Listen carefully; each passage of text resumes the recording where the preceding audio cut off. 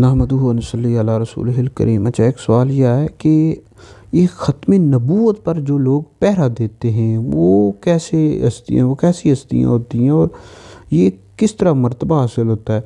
تو اس حوالے سے میری اپنی تحقیق ہے، اپنا مشاہدہ بھی ہے۔ ختم نبوت پر پہرا دینا بہت بڑا کام ہے۔ دین کے جتنے بھی کام ہیں ان میں سب سے بڑا جو کام ہے وہ ختم نبوت پر پہرا دینا ہے۔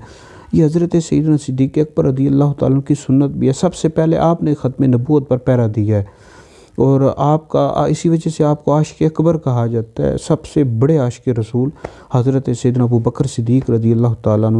تو امیر المجاہدین کے اندر یہ دونوں صلاحیتیں موجود تھی۔ آپ کے اندر بھی عشق رسول بہت زیادہ تھا اور اعصاب کے آپ بہت زیادہ مضبوط تھے۔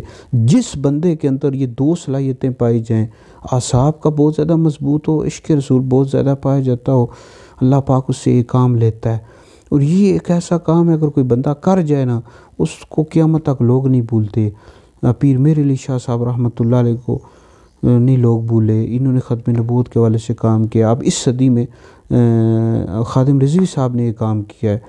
تو تحریک ان کی رہے یا نہ رہے، اللہ تعالیٰ مزید ترقیاں عطا فرمائے، لیکن یہ ہستی ایسی ہے یعنی جو ختم نبوت کے والے سے کام کر جائے نا وہ کبھی نہیں بھولتا۔